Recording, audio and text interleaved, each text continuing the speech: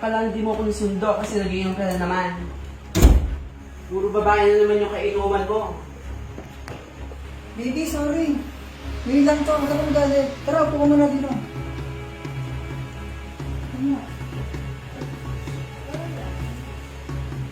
Ano?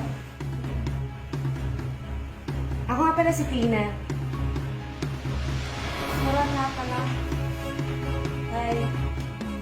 Guys, si Gina nga pala. Tensya na kaya. Pagpapit sa trabaho eh. Tigilan mo nga ako. Tagayin mo nga ako.